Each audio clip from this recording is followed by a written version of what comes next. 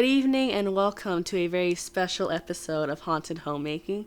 It is our Halloween special, the Boo-stravaganza. Now, we've come a long way since our very first Halloween episode, so we are very excited to celebrate with you. We have a delightfully devilish recipe, a ghoulish guest joining us, and of course, some pumpkin carving. So while you are tuning in, please excuse me as I don't think I buried someone deep enough. Enjoy.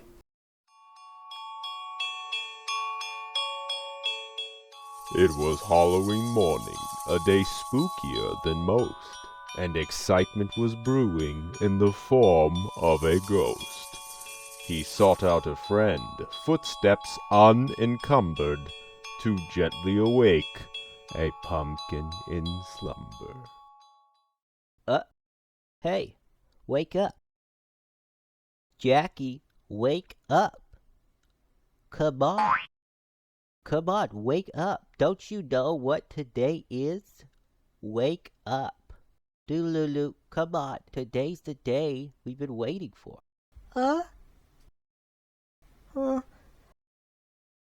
Halloween. Today's the day we've been waiting for.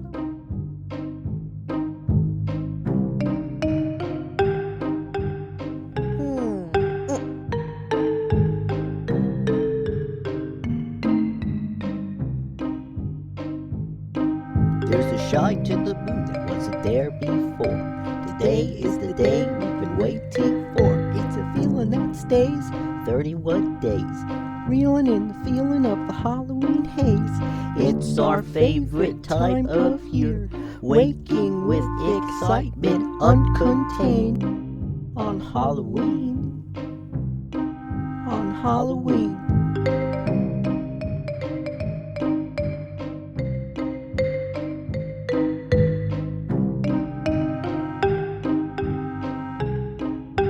Whoa! Who are you? Nice to meet you. My name is Jackson Lantern. Yep, and my name is Robert Geist. Bobby G for short. That's nice. I have to go change into my Halloween costume now. Hey, why don't you join my trick-or-treating club? You could come out trick-or-treating with us, but you have to have a costume. You could borrow one of mine. Go ahead and follow me. For this Boo-stravaganza, I'm going to be making a bento box. And essentially what a bento box is a full meal consisting of all your food groups into one container, kind of like a lunchbox. And since my boys are going trick-or-treating, mostly tricks, it's a great way to fuel for this long, frightful night. And to kind of put a Halloween twist on it, I'm going to be making the bulk of it from scratch, adding a few Halloween archetypes along the way. With that being said, let's begin. For the dough, I'm starting off with 2.5 cups of flour, followed by half a cup of sugar, 2 teaspoons of baking powder, and a package of instant yeast directly into the dry mixture. Give this a quick whisk and put aside, and now I'm working on my wet mix.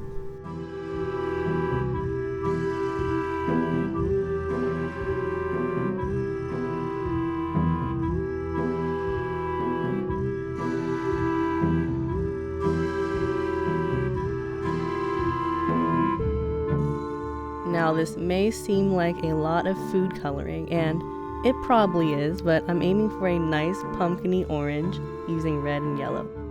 Regardless of how you feel about food coloring, I can assure you my household will be just fine. We're all dead anyway. So now I give it a quick stir to see how I like the color, and it's definitely orange, so we're on the right track. Since we're using yeast, we want to ensure it works properly, so before adding my colored water to my dry mix, I want to make sure it's around the 100 to 110 degree temperature. Then slowly add the orange water to my dry mix, making sure to stir constantly. Here, I'm adding a tablespoon of oil before dumping my bowl and kneading.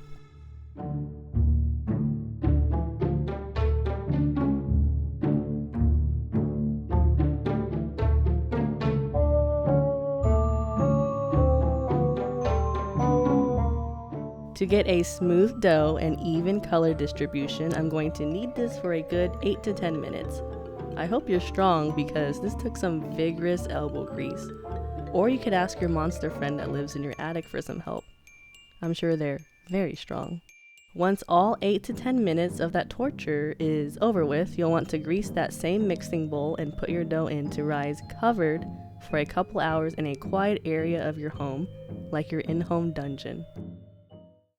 So this is my room. If you want to join my trick-or-treating club, you're gonna have to pick a costume. I'm gonna be a pirate. By the way, what's with all those bandages? Oh, I see. You know, there's someone else at our house who wears bandages, but I suspect it's because he's ugly. Oh. Check me out.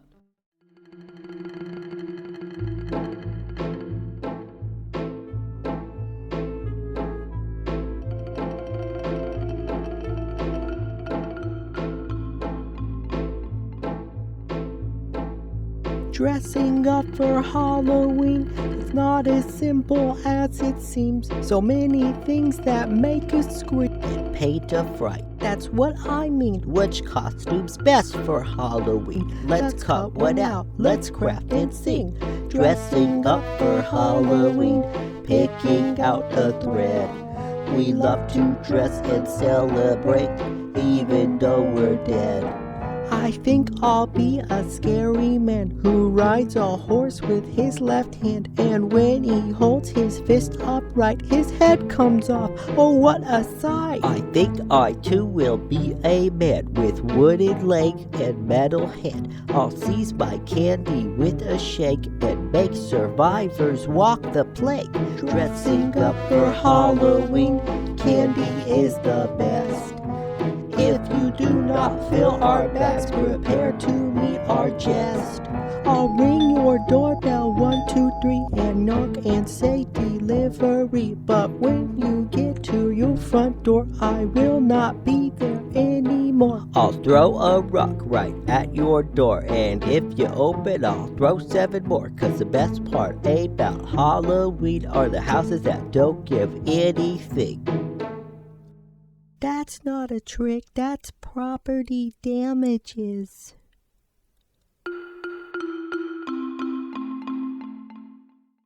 I'm the Headless Horseman.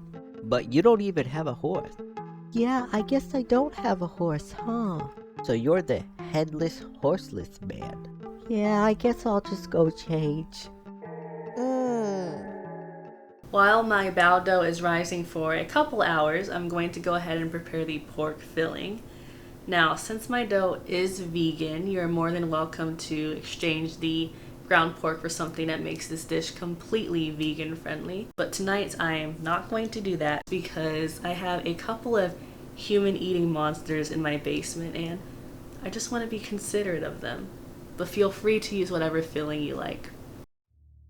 For the filling, I'm using ground pork and a seasoning mixture of rice wine, dark soy sauce, regular soy sauce, sesame oil, sugar, and white pepper. Your filling is very customizable, ranging from a savory iteration like mine, or filling it with something sweet like red bean or custard. Here I'm throwing in some green onions and garlic and giving everything a good mix.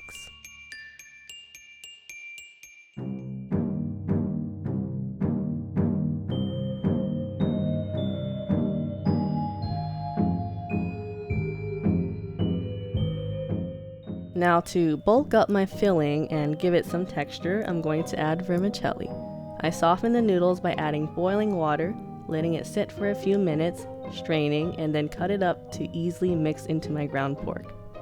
Now we have a delicious filling that will marinate the rest of the time it'll take my bao dough to rise.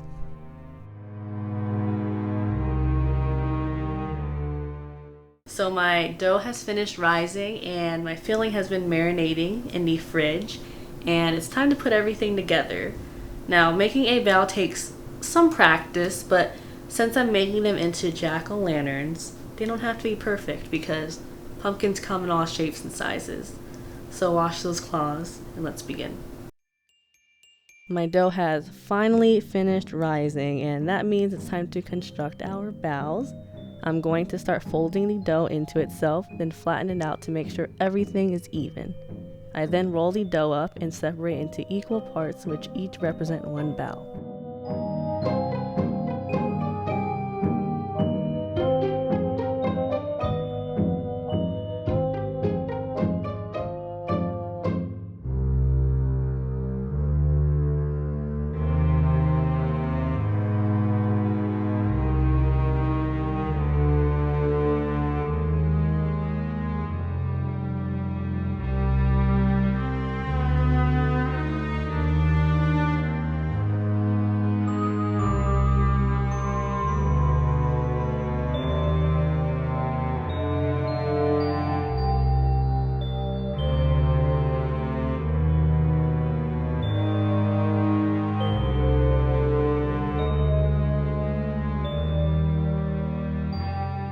Each ball is then flattened, making sure the middle is the thickest to ensure that your filling stays secure while steaming.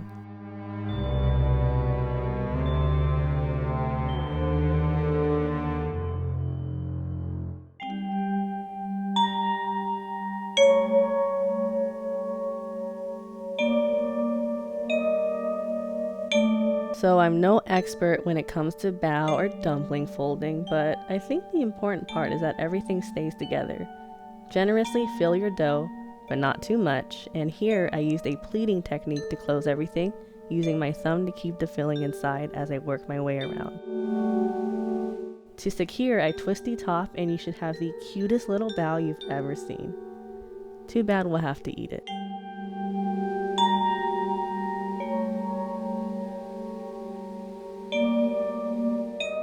Once all your baos are made, it's time to steam them. Any kind of steamer will work just fine. I have a bamboo steamer that will sit on a wok, and once you see the water boiling, it's time to start steaming your baos.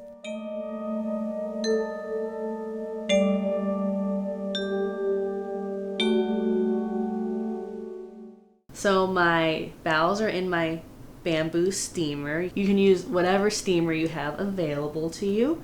I'm going to let it go for about 25 to 30 minutes, and while that's going, I'm going to make some dango, which is a kind of chewy rice flour sort of dumpling. You'll see they're quick and easy to make, but most importantly, delicious.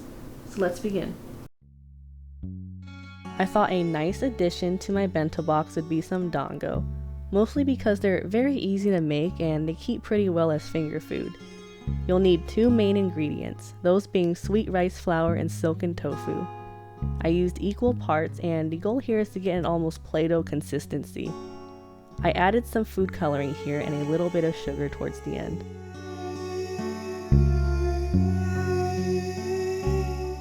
Here I'm forming balls to drop into boiling water.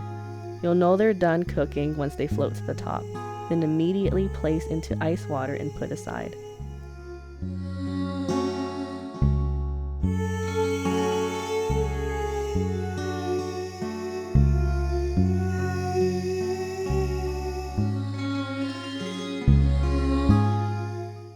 Been 30 minutes and my baos are nice and steamy.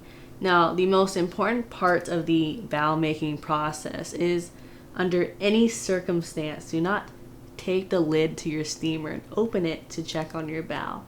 And even after it's done, you want it to rest for about 10 minutes, lid still on and heat off. That will prevent cold air from quickly rushing in and shrinking your bao, which will result in a wrinkly bao. Now, my baos have finished cooking and resting and are looking extra cute and extra pumpkin-y. So I'm going to put that to the side and I'm going to start working on the final components of my bento box.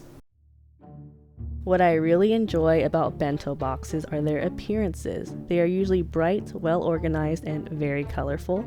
To achieve this, I'm going to cut up some vegetables into spooky shapes using some pre-made cutters. Doing this could seem wasteful as it creates a lot of excess pieces, but you can always put those leftover pieces to the side to use in later dishes and treats like I did.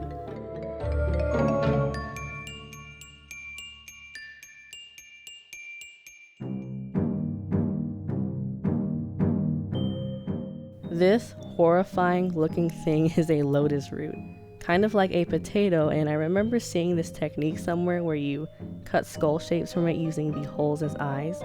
I think this turned out super cute, and after doing a quick boil to cook, it's easily one of my favorite components of this bento box.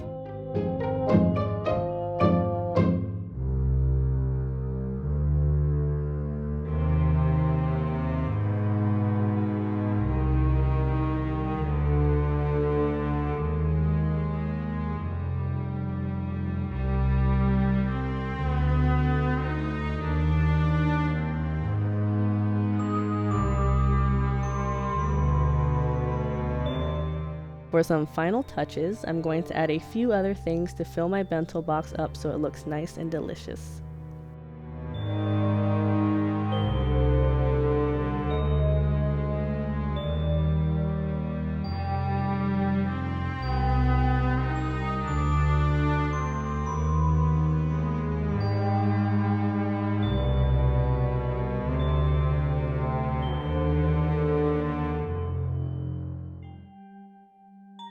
Here are how my bowls turned out after shaping and sitting in the steamer.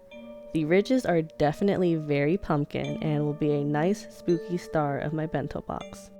Finally, we have everything cooked, steamed, and ready to put together. Now this is definitely my favorite part, as we can get super creative in organizing everything and just making everything look nice. So to separate the foods, I have some cupcake liners and some decorative toppers. I'm going to go ahead and get all this put together, and I will be back with the reveal momentarily.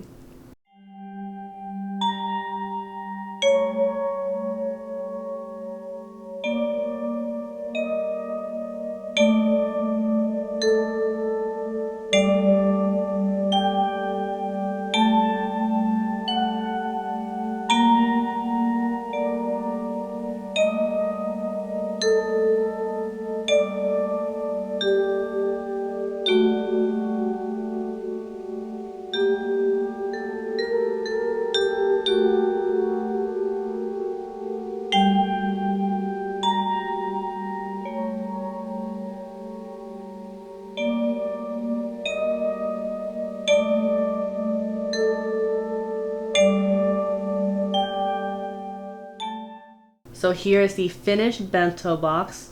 Now that is what I call a well-balanced meal. Now there is one thing I would change, is I do wish I made the dough a little bit more orange when it came to the bowl, because in the steamer it expands, and so the color is expanding and it gets much more washed out and pale as it does that. But that's fine. I'm sure it won't matter as it's getting devoured later. I love the way my shapes turned out on these vegetables, and overall I had fun. So I'm going to go ahead and pack these up and Excuse me? We have another friend coming along with us for trick-or-treating. Can you make another bento box for him, please? No problem, Jackie. We'll make extra. Say cheese. Cheese! So while the boys are off trick-or-treating, Oz and I are going to carve some pumpkins, and we have our pumpkins here ready to go, already gutted. So with that being said, let's begin.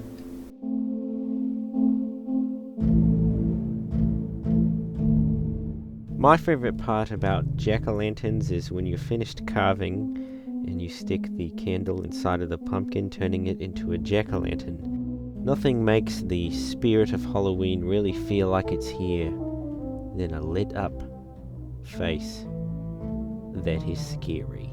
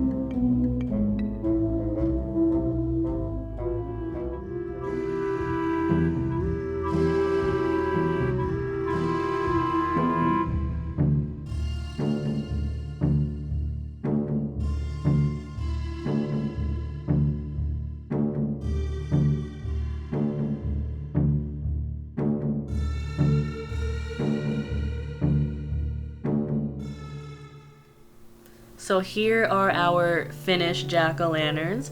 As you can see, we love a classic scary face, or at least I do. What do you think, Oz? I ended up settling on this ghost design. It's got 3 holes, so it's pretty simple. But I think it looks good. What do you think? Do you like it? Do you think it looks scary? If you saw that, would you say, yeah, that's a scary pumpkin? I think your jack-o'-lantern looks fantastic. I think it looks wonderful. Saying that, what is your go-to pumpkin carving pattern? Let us know, or not. But either way, thank you for joining us. Alright, you two, why don't you show Mr. House and I what you guys got for Halloween? Sure, I got a bunch of candy, but I ate that already. I also got this. Dino. Pretty cool, huh? I think I'll be taking that, Bobby G. Thank you. What? Now, Bobby G, you know better. No sharp objects after 7 o'clock. It's my turn. I got a rolly thing. I don't know what it's for. It's for your face, see? Huh? Oh. Wow. That's cool. Hey, could I borrow that? And there you have it, the Haunted Homemaking Halloween Boo-stravaganza. We had a lot of fun planning this, and we hope this puts you in the direction of getting into that Halloween spirit. Thank you again for joining us. Please stay safe this Halloween, and we'll see you next time.